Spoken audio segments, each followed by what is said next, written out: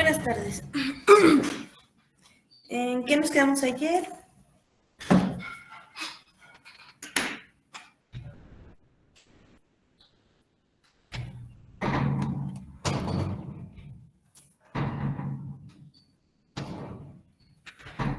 ¿Cuál fue la última diapositiva que vimos ayer?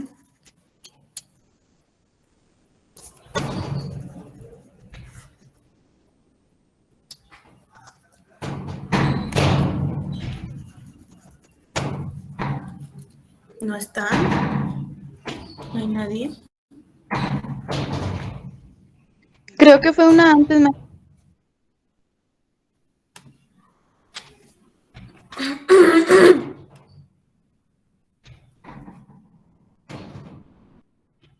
¿Dónde está?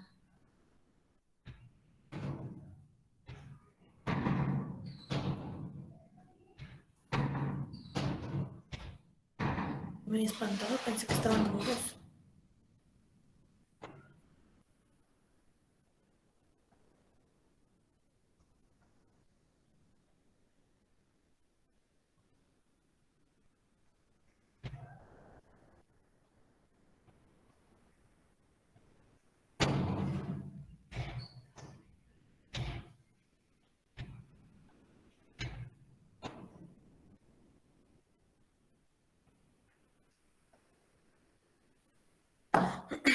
Entonces, bueno, ¿cómo están constituidas las proteínas? Las enzimas proteicas, perdón, están constituidas por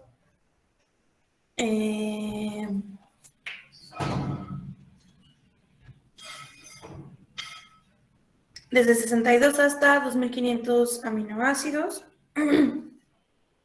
Sin embargo, algunas, solo muy pocos de estos aminoácidos que la constituyen participan en la catálisis, ¿no? La mayoría solo están ahí dando, sirven para darle estructura a la enzima.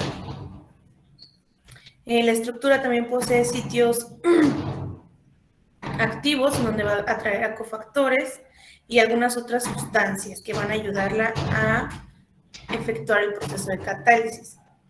También las enzimas son altamente específicas y no reaccionan ni con cualquier átomo ni intervienen en cualquier reacción, ¿no? Tienen tareas específicas con átomos específicos en reacciones específicas.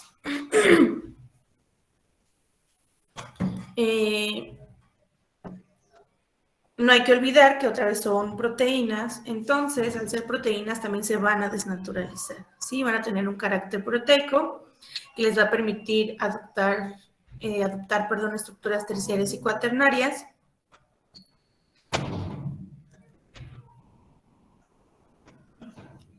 Y digamos que las proteínas, estas proteínas enzimáticas, son las únicas que van a poder modificar, por así decirlo, su estructura para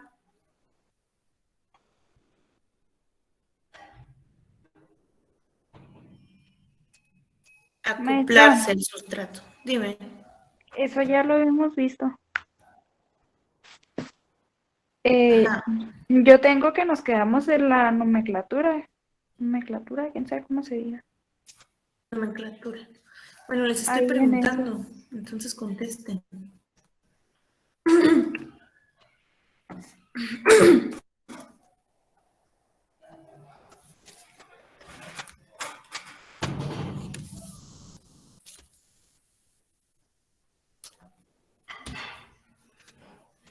Pero otra vez, hay puros niños mudos. Yo no les voy a contestar cuando me pregunten nada, ¿ok?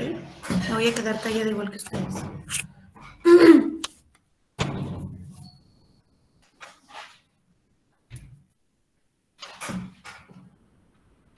Entonces, la nomenclatura, esa viene en el libro, la pueden leer. Y viene como está aquí, ¿no? El primer número es para el tipo de reacción, el segundo para, nos va a decir la subclase, que es el tipo de enlace en el que va a estar incidiendo, o el átomo. La subclase va a indicar el cofactor y el último va a indicar el orden en el que se añadió la lista, ¿no? O sea, cuándo se añadió la enzima. Aquí hay un ejemplo de una enzima que va a catalizar una reacción de transferencia de grupo fosfato. Es decir, es una transferasa. ¿Dónde va a ocurrir esto? En la glucólisis. Y en algunas otras, ¿no? Pero esta es de la glucólisis. ¿En dónde? ¿Cuál es la reacción? Es un ATP que va a reaccionar con una D-glucosa para formar ADP de glucosa 6-fosfato. Lo único que va a ocurrir aquí es que el grupo fosfato del ATP se va a unir a esta glucosa. ¿Dónde? En el átomo 6.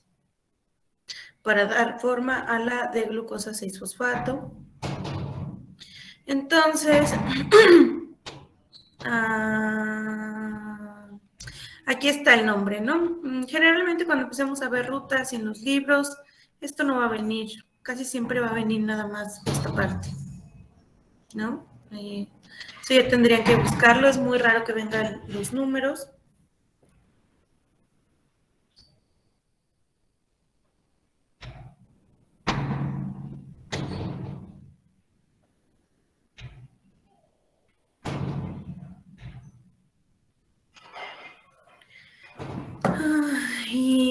Pero bueno, ustedes pueden buscarlos, de hecho deberían, ¿no? Si quieren entender esta clase, cuando empecemos a ver ciclos metabólicos, pues van a tener que buscar qué hace cada enzima, si no, no van a entender ningún ciclo. Entonces, el primer número es la clase, eso significa que estamos hablando de una transferasa que va a transferir un grupo funcional. El 2 nos va a decir la subclase, que nos va a indicar que va a transferir un grupo fosfato. Aquí nos dice que es una transferasa y aquí nos dice a quién va a transferir el grupo fosfato. En este número, que es la subclase, nos dice con qué sustrato va a trabajar, ¿no? Y aquí dice que va a trabajar con un grupo hidroxilo como aceptor del fosfato transferido. Entonces,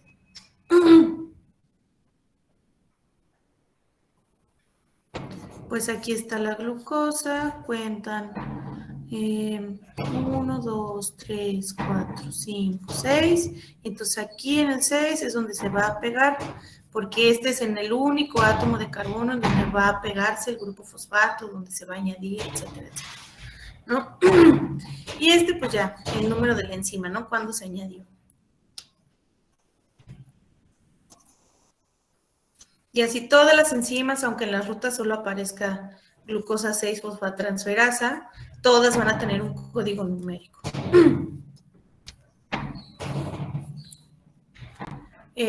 La clasificación, según su estructura, pues hay enzimas simples y compuestas, en donde las simples pues son las que están constituidas únicamente por proteínas, es decir, únicamente por aminoácidos, ¿no? Aquí no hay ninguna otra molécula que esté dentro de la estructura ajena a un aminoácido. Entonces, la pepsina es un tipo de enzima que está constituida únicamente por aminoácidos. En el caso de las compuestas, estas ya van a tener otra molécula ajena a los aminoácidos dentro de su estructura, que esto ya lo habíamos visto, ¿no? Lo habíamos visto como grupo prostético. Cuando en una proteína había un componente extra de los aminoácidos, se les llamaba grupo prostético. Entonces, en estas enzimas compuestas va a ser exactamente lo mismo. Están formadas por una parte proteica y por una prostética, la que es no aminoácida, no orgánica. Entonces, estas enzimas se van a dividir con dos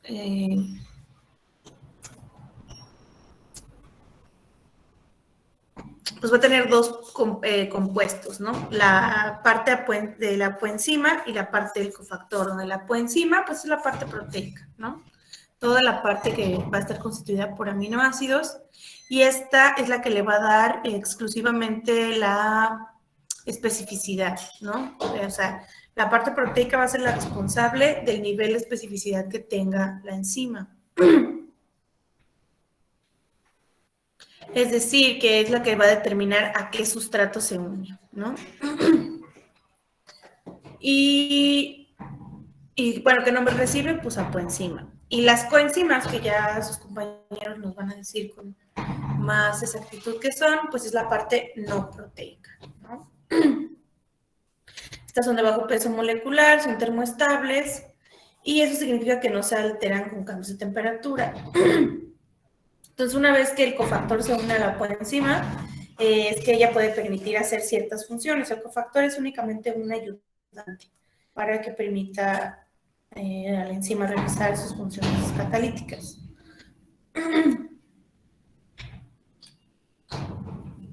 Entonces, algunas reacciones como las de transferencia y las redox van a necesitar cofactores, por ejemplo. Ya lo vamos a ver. Sus compañeros van a explicar más a detalle todos los cofactores. Entonces, se conocen alrededor de 2000 enzimas, o sea, son muchas, y las que faltan están ya sistematizadas por un sistema internacional de nomenclatura, y debido o como variante de este, o surge más bien, surge a partir de este sistema internacional de nomenclatura, una clasificación de las 6 principales enzimas. ¿Y cómo es que se van a clasificar o cómo se clasifican o por qué se clasifican en 6? Es por el tipo de reacción que cataliza, donde están las oxidorreductasas, las transferasas, hidrolasas, liasas, isomerasas y ligasas. Las oxidorreductasas van a estar participando en reacciones de oxidorreducción o reacciones redox. Así es como las van a encontrar. Entonces, siempre que hay una oxidación, hay una reducción. Y siempre que hay una reducción, hay una oxidación. No puede haber una sin la otra. ¿Por qué? Porque la oxidación no es otra cosa más que la pérdida de electrones y la reducción es la ganancia de estos electrones, ¿sale? Entonces, por eso no puede haber una sin la otra, porque siempre que hay una pérdida de electrones debe de haber un aceptor de ese par o de ese electrón, ¿sale? Por eso es que no hay una sin la otra. Si fuera al revés de una reducción, siempre va a haber un compuesto oxidado, ¿sale? Hay uno reducido y uno oxidado, siempre, siempre, siempre, siempre.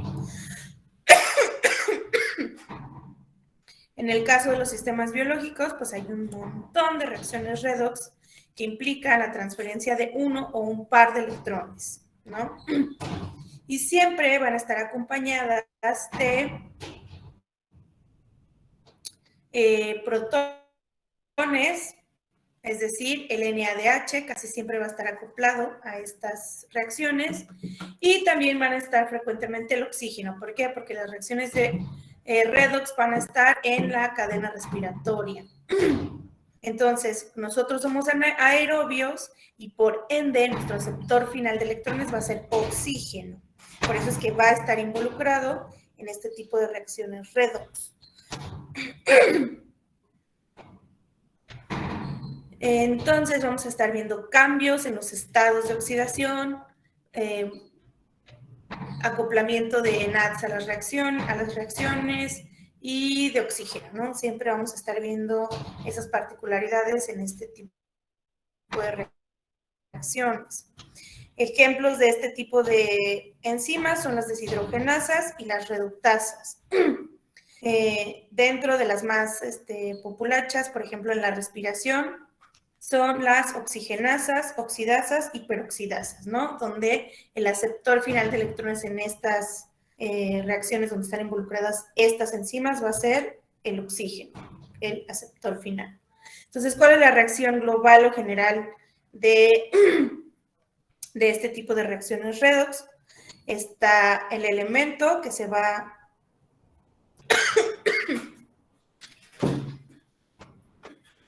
a oxidar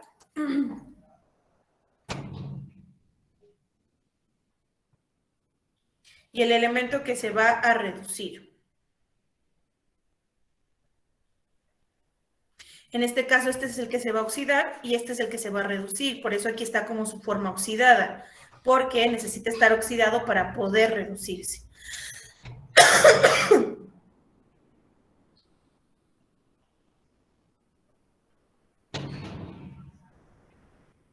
Entonces, por ejemplo, aquí tengo un compuesto A que tiene 2 electrones.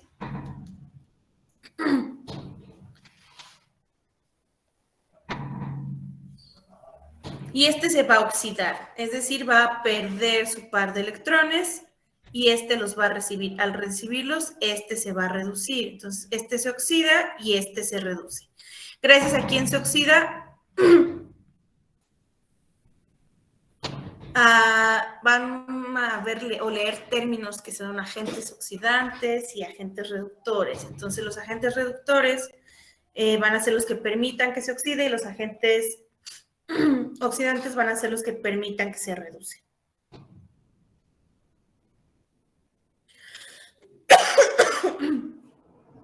Entonces aquí este va a perder los electrones, que es el que se va a oxidar. Este se va a oxidar. Así que aquí está en su forma reducida. Y este está en su forma oxidada porque se va a reducir. Entonces, este pierde los electrones y aquí el NADH los recibe. ¿Cómo los recibe o cómo se puede manifestar esa ganancia de electrones? En la adición de los protones. Tienen que empezar a ver a los protones no como átomos, sino como partículas cargadas.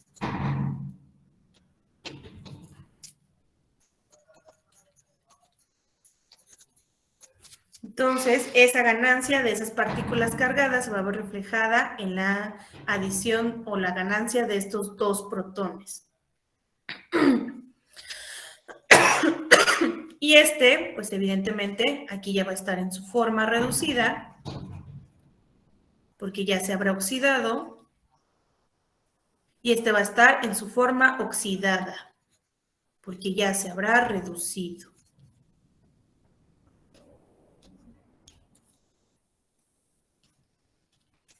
Ha aceptado 2 electrones, y este ha perdido 2 electrones. Entonces, las enzimas lo que van a ayudar, pues justamente es a que pueda ocurrir esta oxidorreducción, ¿sale? Por ejemplo, en este caso, ¿quién interviene? La alcohol deshidrogenasa. Aquí es pues lo mismo, ¿no? Este está en su forma reducida y este está en su forma oxidada, en donde este se va a reducir y este se va a oxidar. Este va a donar un electrón a este y va a cambiar su estado de oxidación de 1 más a neutral. Y entonces este va a perder una partícula cargada y va a quedar solo como NADH. ¿Por qué? Porque donó ese electrón, ese protón aquí. Entonces este va a perder los electrones, es decir, se va a oxidar y este los va a recibir, entonces se va a reducir. En el caso de las transferasas, lo que ellas van a hacer es la transferencia de grupos funcionales. ¿De dónde a dónde los van a transferir? Pues de una molécula a otra.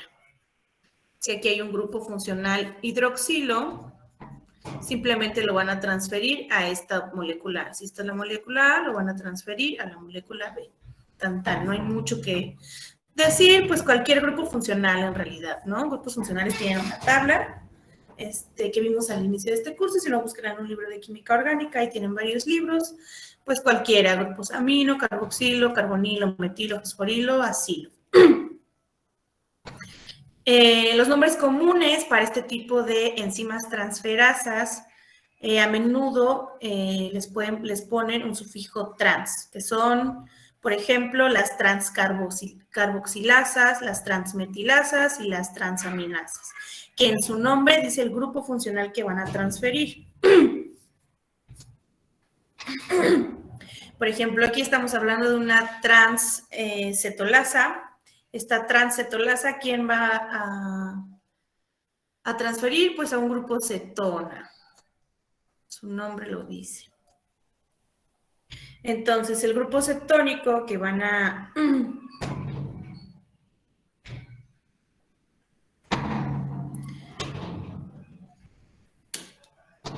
Ahí no es una cetona, es una... Van a transferir todo este grupo.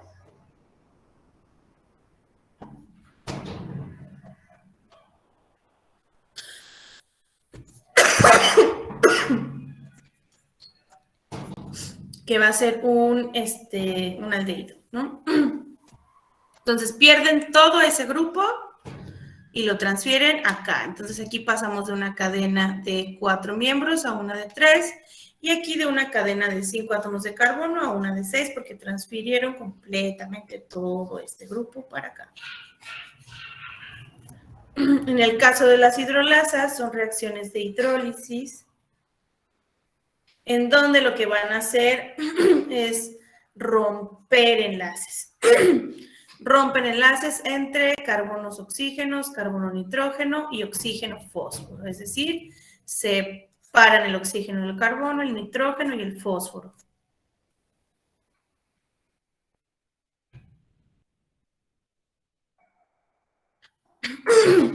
Ejemplo de este tipo de enzimas son las hidrolasas, enterasas, fosfatasas y las proteasas, entre muchas otras, ¿no? Ya vieron, hay 2000 enzimas. Entonces, ¿cuál es la reacción de esto? Pues únicamente la hidrólisis de un enlace, ¿no? Eso ya lo vimos muchas veces en aminoácidos, en donde tenemos una cadena peptídica, viene una hidrolasa y rompe el enlace peptídico entre el carbono nitrógeno.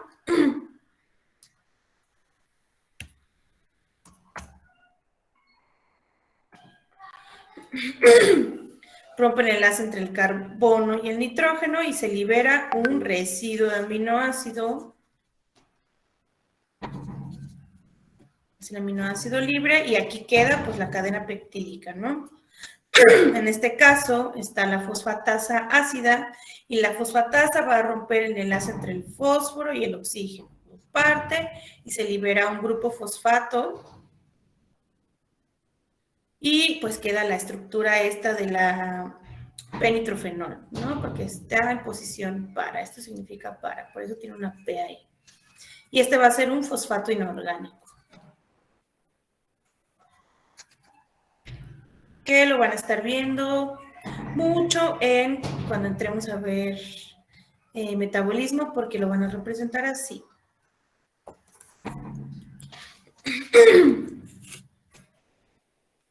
Las liasas, que estas lo que van a hacer es adicionar o eliminar enlaces dobles.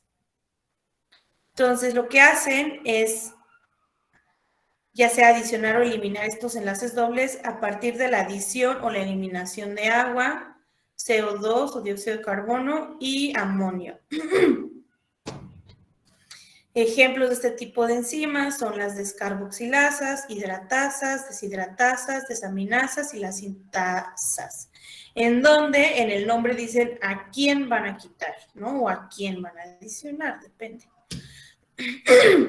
En el caso de el 2-fosfoglicerato, lo que va a perder es una molécula de agua. Y al perder esta molécula de agua, pues va a perder estos grupos y se va a formar el enlace doble aquí, que es el que estamos viendo acá. ¿Quién haría eso? Una deshidratasa, por ejemplo. Acá en el fumarato, en donde lo que vamos a adicionar es una molécula de agua y al adicionar un grupo aquí y un grupo acá, que son los que están aquí marcados, va a desaparecer este enlace y esto ¿quién lo va a hacer? Una hidratasa.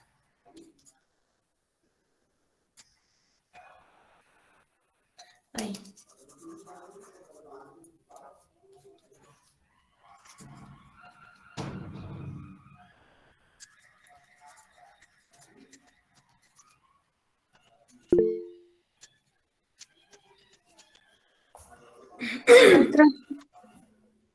Sí.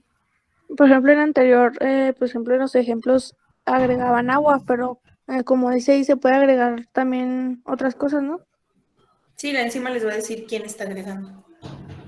Puede ser dióxido de carbono, amonio y el nombre de la enzima en sí, aquí les va a decir a quién están agregando. ¿no? Ahí hace como referencia el nombre del grupo que están adicionando. En el caso de las isomerasas, son reacciones de isomerización. Eso, pues ya vimos evidentemente isómeros, ¿no? Pero no hemos visto reacciones de isomerización hasta que empecemos a ver carbohidratos.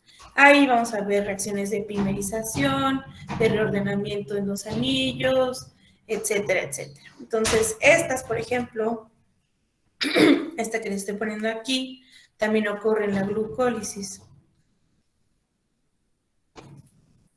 en donde estas enzimas van a propiciar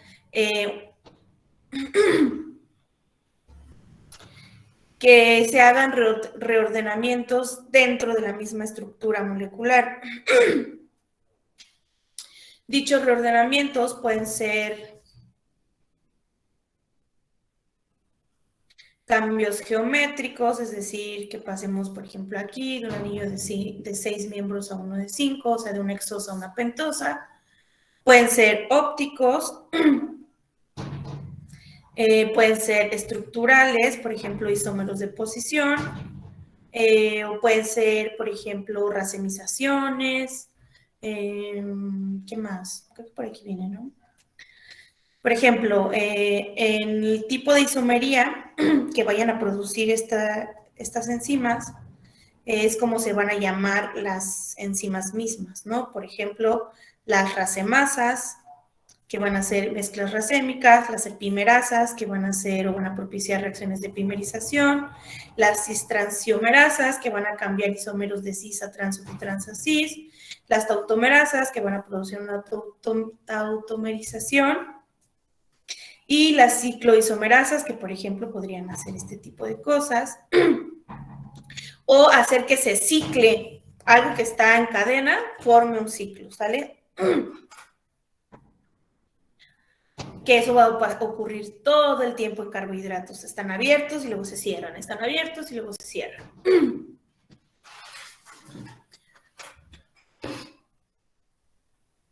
Entonces, por ejemplo, aquí lo único que va a pasar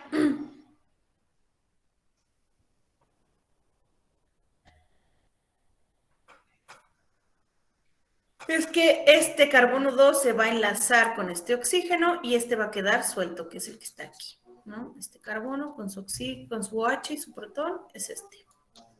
Eso es lo único que sucede.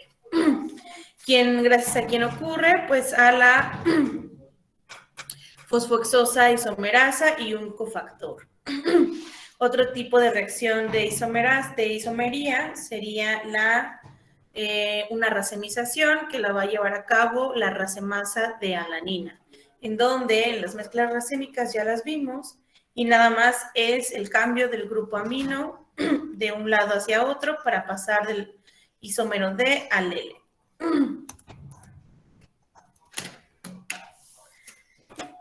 En el caso de las ligasas,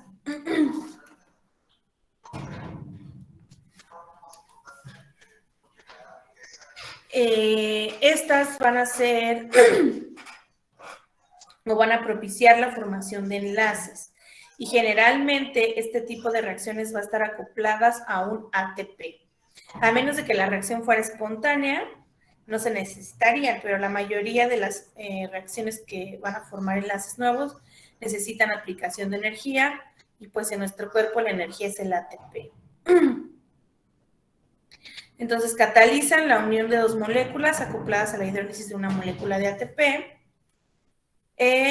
y de algunos compuestos similares del ATP que dan energía, que son el NADH, el GAP y no me acuerdo cuál es el otro, por ahí hay otro. Entonces, los nombres comunes de las ligasas incluyen el término asa o sintetasa. Y entonces aquí es donde vienen los problemas, porque hay muchas enzimas que tienen este término de sintetasa y no forman enlaces, tienen otras funciones en otras reacciones.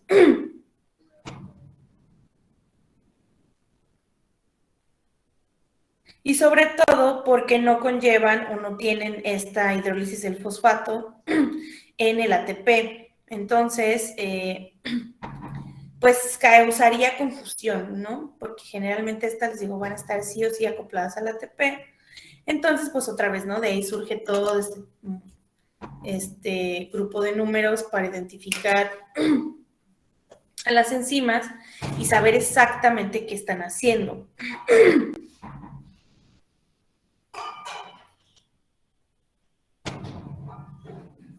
Entonces, como ejemplo de una ligasa, se encuentra, por ejemplo, la piruvato carboxilasa, que además, pues debe de tener, o sea, este es el nombre cortito que van a encontrar en las rutas, pero este sería el nombre real, ¿no? Piruvato dióxido de carbono ligasa, con todos los números que les van a indicar, otra vez, el tipo de reacción que van a ayudar, el tipo de sustrato al que van a atacar y qué es lo que van a hacer, ¿no? Unir una molécula o oxidarla, etcétera. Ya les voy a dar ahí toda la información sobre quién. Por ejemplo, en este caso de la carboxilasa de piruvato, pues es que a un piruvato se le va a unir un carboxilo. Aquí está el piruvato, aquí está el carboxilo, se forma un enlace entre ellos para que se forme. Viene la adición del ATP y pasamos de ATP a ADP más el fosfato inorgánico. ¿Por qué? Porque el fosfato no se va a adicionar en la estructura. Simplemente se hidroliza el enlace para liberar el fosfato, para liberar la energía que necesita esta. Y ya, se forma oxaloacetato.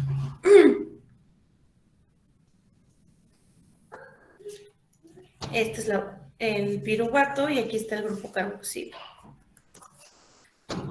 Entonces vamos a entrar a los modelos enzimáticos, que esto permite explicar un poquito, así como contándoselos de manera muy por encimita. La catálisis es algo muy complejo que necesita pues una materia específica para eso, ¿no?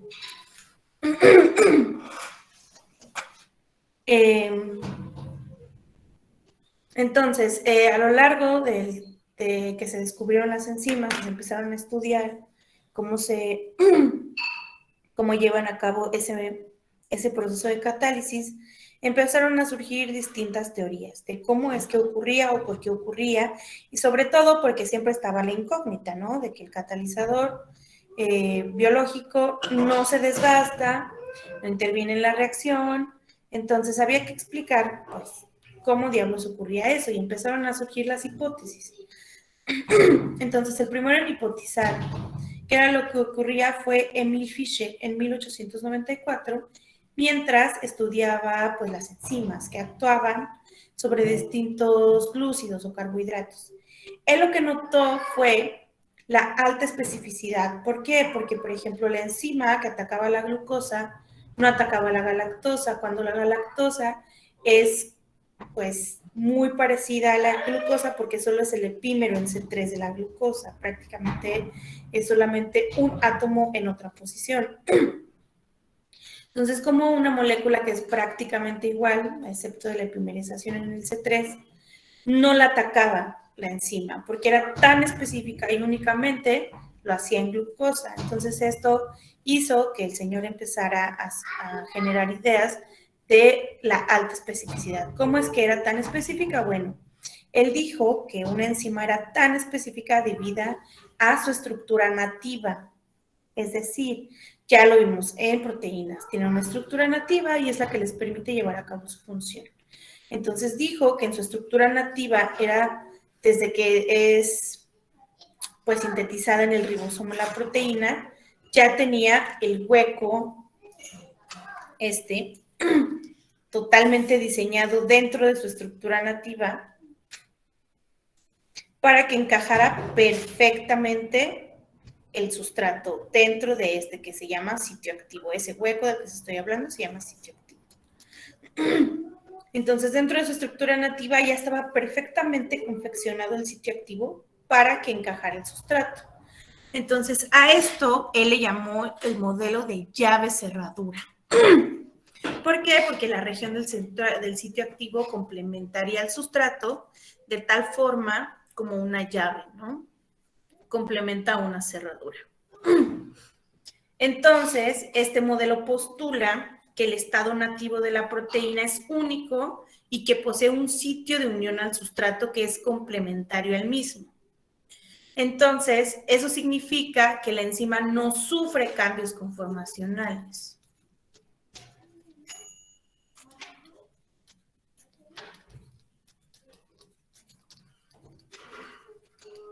Actúa tal y como está en su estructura nativa.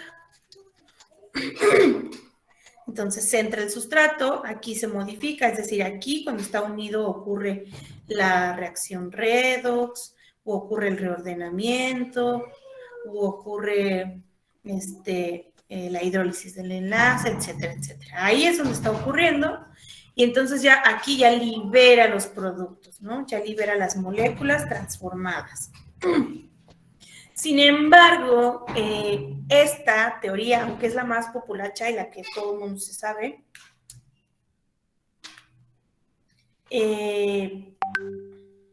pues no explica muchas cosas del funcionamiento de las enzimas. ¿Por qué? Porque hay dos tipos de enzimas que se empezaron a descubrir despuesito de que salió su modelo, ¿no?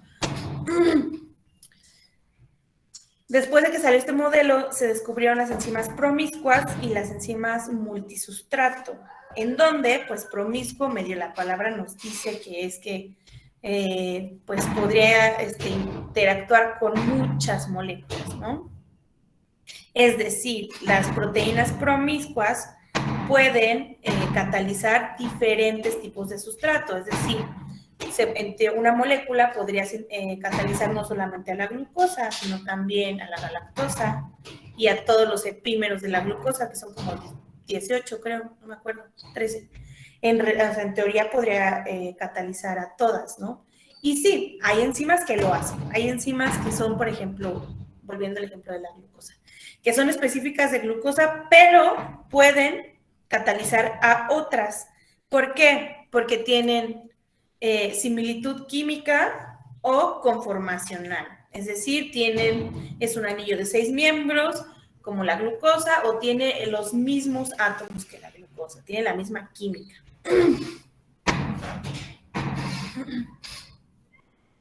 Que eso, por ejemplo, podría ser un isómero, ¿no? Entonces, sin embargo, este tipo de enzimas promiscuas hace esto por mera casualidad, les digo, por mera similitud química o conformacional. No es que ellas hayan evolucionado o exista un fin metabólico. O sea, esto es accidental, ¿no? Porque no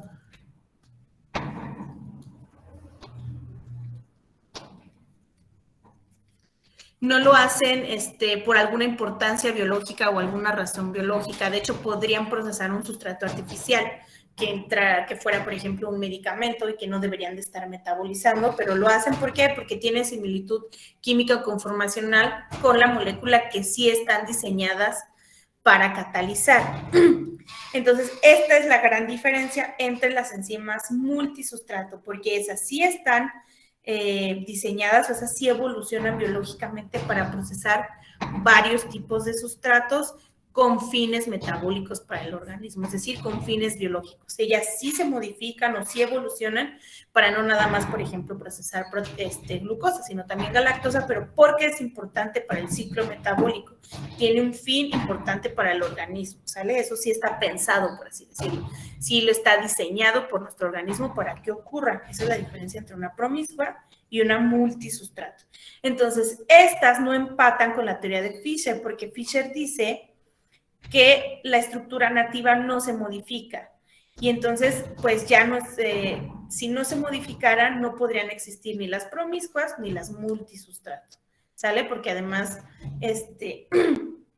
tienen la habilidad de modificar un poquito, no es como que se modifique toda la estructura, pero modificar para acoplarse al sustrato. Entonces ahí viene el segundo modelo, que es el de ajuste-inducción, que fue propuesto por Daniel Koshland en 1958.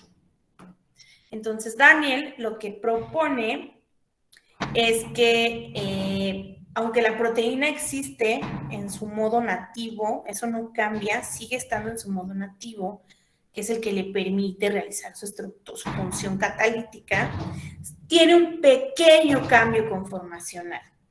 Y ese pequeño cambio conformacional es inducido por el sustrato. Es decir, la proteína está en su estado nativo y no cambia hasta que llega el sustrato, ¿sale? Entonces, hasta que llega el sustrato, como se ve aquí, si se fijan, esto no encaja aquí, ¿no? No hay manera, no son iguales.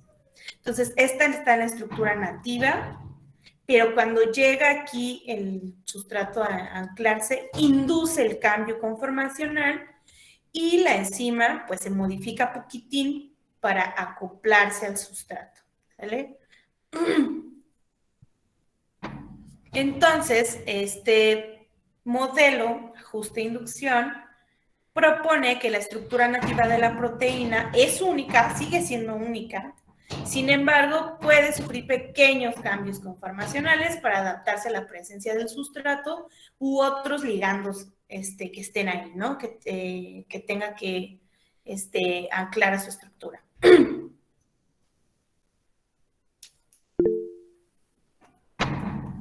Díganme. Entonces son dos teorías completamente...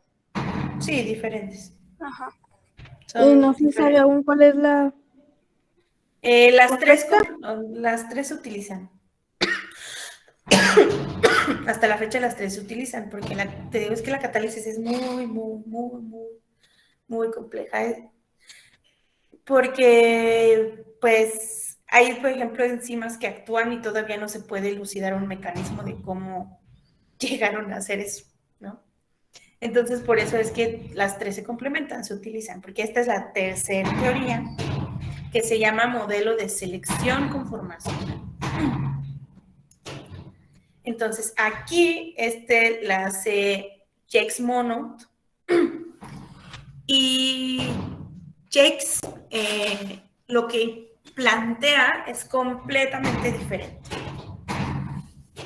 Él, por ahí de 1965, él y colaboradores, o sea, otros científicos, generalmente la ciencia la hacen como 20, pero nomás reconocen a uno, que es el dueño del proyecto, ¿no? Así es. El dueño del proyecto es el que siempre aparece. Entonces, en este caso, pues él aparece, supongo que el dueño del proyecto y no el nombre de sus colaboradores. Pero eso lo van a ver en muchas citas bibliográficas. Cuando vean el nombre de un monito y et al, el monito es el dueño del proyecto y los otros son los 5 que son los que hacen el proyecto, casi siempre, ¿no? Ellos nomás ponen la idea y el monito. Entonces, este señor Mono, ofrecieron un nuevo modelo en el cual está basado en nuevas evidencias experimentales. Es decir, estas personas, no creo que se lo inventan, ¿no? O sea, hacen experimentos de cristalización y hacen experimentos bioquímicos. Entonces, este señor hizo un experimento, sobre todo, digamos, muy interesante, porque cristalizó una enzima antes de que se le pegara el sustrato y la cristalizó después con el sustrato adentro. Esto lo hizo con la hemoglobina. Y voilà, la estructura había cambiado, no era igual. Entonces empieza a hacer otro tipo de estudios bioquímicos, es decir, a detectar ciertas sustancias que nos dan a los químicos información sobre la estructura. Y él dice, entonces propone, según a sus resultados experimentales, que el estado nativo de una proteína no era único, sino que estaba formado por distintos conformes en equilibrio. Entonces, ¿qué significa esto? Que yo tengo mi estructura original, la nativa, como todos la conocemos. Estos ya son modelos mucho más avanzados y si se fijan, más actuales, digo, respecto de los otros, con más, evidentemente, mientras más equipos analíticos hay, más nos permite descubrir cosas. Que tengo mi estructura nativa, pero dentro de esa nativa, digamos que ya está la codificación para las modificaciones que va a tener en el futuro. Entonces, por eso dice que no es única, porque ahí están codificadas las modificaciones que va a tener, entonces va a cambiar, no se va a quedar como está como salió después del plegamiento, ¿no? O sea, ¿se acuerdan? Están en el ribosoma, llegan las chaperonas, se plegan y llega la estructura nativa. Entonces, aunque ya esté plegada, no ha llegado, digamos, a su modificación total, porque genéticamente está predispuesta a que esos conformeros se van a modificar para cuando llegue el sustrato.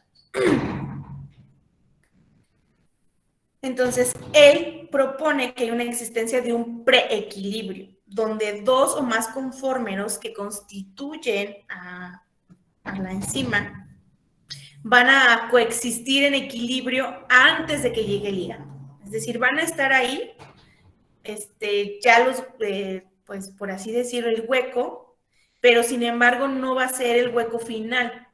Y aquí se puede observar en la estructura, en la imagen, ¿no? Esta sería la proteína, la enzima, y este es el sustrato. Entonces, el sustrato se ancla, pero si se fijan, aunque está ahí el sitio activo, no es pues no es la forma final que va a tener para atrapar al sustrato. Entonces va a cambiar y va a formar pues el hueco que necesita o la forma del sitio activo necesario para que sí se ancle bien. Pero lo que este hombre dice es que ambos existen. O sea, dentro de la estructura proteica, ambos existen. Unos están en mayor proporción y en menor proporción, pero ahí están en equilibrio y van a manifestarse o el equilibrio se va a desplazar, por ejemplo, más hacia la derecha cuando venga la enzima, y cuando la enzima no esté, el equilibrio va a estar más desplazado a la izquierda, ¿no?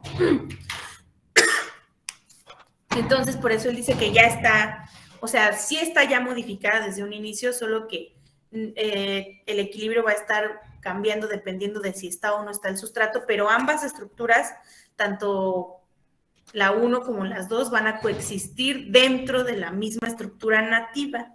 Entonces, por eso esta gráfica, a diferencia de las de Fisher y las del otro señor, tiene esta complejidad porque hay multiestructuras dentro de la estructura, ¿sale?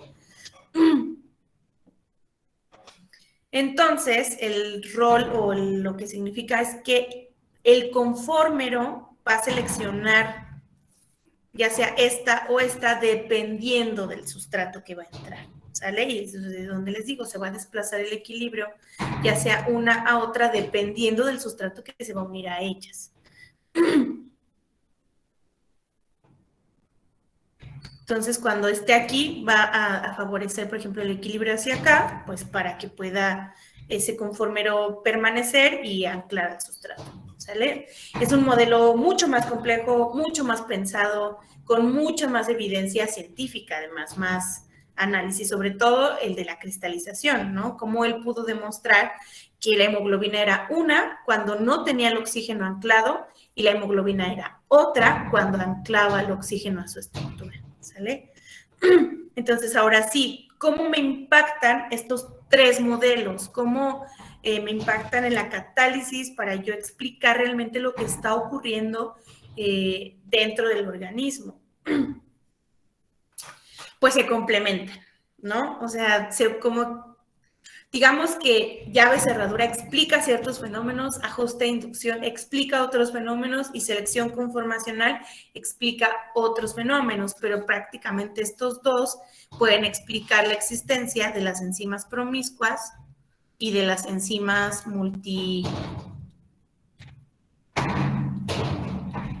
multisustrato.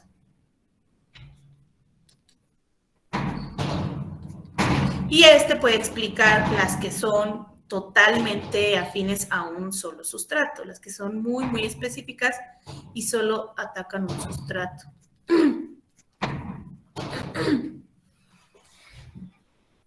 Entonces, los conformeros que se unen al ligando pueden ser estructuralmente distintos, como lo dice Koslan en el de ajuste e inducción, o iguales, como dice en el de cerradura, llave cerradura.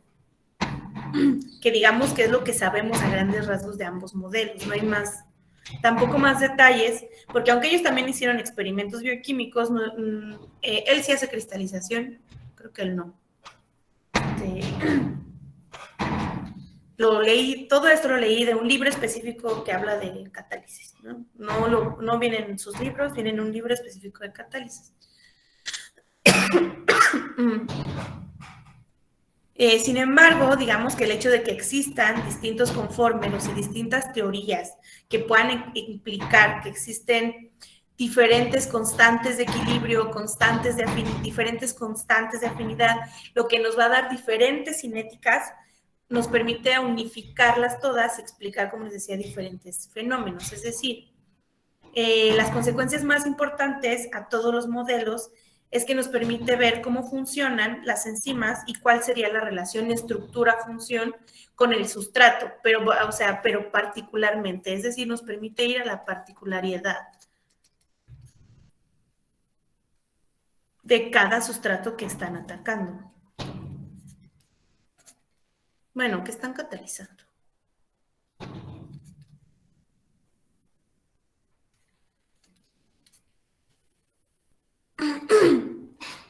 Dependiendo del fenómeno que esté observando, puedo literal ver qué modelo es el que me funciona, ¿no? Para explicar tal cual esa conveniencia. Entonces, en la llave cerradura, las enzimas no evolucionaron para unirse exactamente al sustrato, sino que su estructura nativa ya tiene la forma necesaria para que el sustrato entre y participe en la reacción de catálisis. En el caso del ajuste de inducción, nos dice que el cambio conformacional lo induce el ligando, es decir, está la estructura nativa, la única, y el cambio ocurre hasta que llega el sustrato. Ahí observamos el cambio conformacional inducido por el sustrato. Y esto nos va a permitir explicar las teorías donde hay más de dos constantes de afinidad. Y el tercero permite explicar la unión de ligandos con al menos dos o más constantes de afinidad. Y también permite explicar cómo una sola proteína se puede unir a diferentes ligandos, ¿sale? Sin perder su estructura nativa como tal. ¿Por qué? Porque acuérdense, van a existir, digamos, todos, pues todas las sitios activos al mismo tiempo en equilibrio, ¿sale? Entonces, aquí terminamos los mecanismos. Estos mecanismos los vamos a retomar cuando empecemos a ver catálisis de lleno. Y ya seguirían entonces mañana sus compañeros, que van a seguir con cofactores, función enzimática y sismógenos e isoenzimas. Yo voy a retomar cuando ellos terminen enzimas intracelulares y especificidad enzimática. Entonces, dudas, preguntas hasta aquí. Mañana, entonces, dime, Cindy. Maestra, yo tengo duda, pero del ensayo. Si quiere, diga lo que iba a decir y yo ahorita le digo. No, ya mañana, pues nada, ya mañana empiezan a exponer sus compañeros. O sea, ustedes inician la clase. Ok. Entonces, maestra, respecto al ensayo, en las instrucciones nos puso que justificado a la derecha, o sea, por ejemplo, los subtítulos y los títulos irían a la derecha, o sea, no a la izquierda, o en sí se refiere a justificado, pues un justificado normal. ¿Es a la izquierda? Sí. Sí, ya me habían preguntado eso, pero sabes que me equivoqué. Ajá. Ok. Y también, maestra, para preguntarle, pues ya ve que nos dijo que nada de copy-paste ni eso, pero nada más se refiere, por ejemplo, así a las conclusiones o a la introducción, pero si sacamos así información de otros documentos, sí los podemos copiar y pegar y ya complementarlos nosotros. Eso no cuenta como copy-paste. Nada, no pueden copiar ni pegar absolutamente nada. Ustedes lo leen y lo reescriben, tal cual. Obviamente ponen de donde lo leyeron. Sí, porque si no, pues qué fácil, ¿no? Yo voy a hablar de los priones y no importa que no entienda un dedo que es un prión, pues voy a copiar y pegar el párrafo que me describe que es un prión, ¿no? No importa, entonces no tiene chiste la tarea. Dime, Jorge. Pero, por ejemplo, maestra, si ya escribimos todo, entonces en la conclusión, ya que pues estas enfermedades tienen algunos nombres muy, muy raros o extensos, o sea, si no podemos agarrar de nuestro mismo texto para no tener que volver a transcribirlo.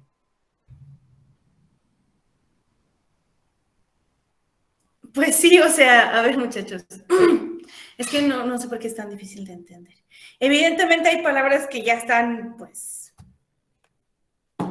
no sé, pues establecidas, como la palabra priones, esa no la inventé yo. Y pues si ustedes quieren copiar y pegar la palabra priones para no escribirla 50 veces, pues está bien, ¿no? Pero no pueden copiar y pegar un párrafo entero para definir priones, por ejemplo.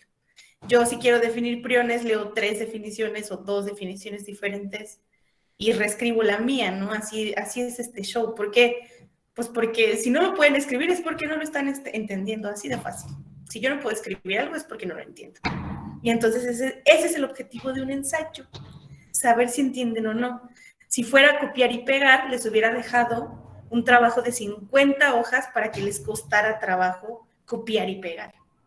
¿Me explico? Por eso este es un trabajo, un ensayo. Los ensayos son cortos para que ustedes lean y ahí en el ensayo plasmen lo que entendieron. Pueden poner figuras, pueden poner imágenes, pueden poner tablas, etcétera, ¿no? Evidentemente, si van a poner una tabla o una figura, la tienen que justificar en medio, tiene que tener un pie de figura donde van a describir la figura y un número de figura. Igual si es una tabla, de tener un pie de tabla y una descripción de la tabla.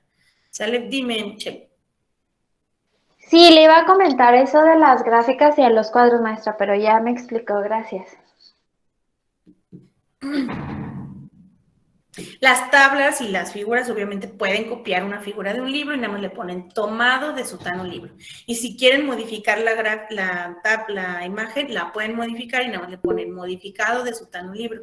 La tabla también, pueden copiar una tabla exactamente igual de donde la tomaron, pero la tienen que explicar. Si la van a poner ahí es porque tiene datos relevantes que van a explicar y le ponen tabla tomada de sutano lado. Y nada más, eso sí, no traten de hacer ustedes su propia tabla, no como copiarla y pegarla porque se va a ver feo en el formato que traen ya. Eso es por pura estética, ¿no? Dime, Jorge.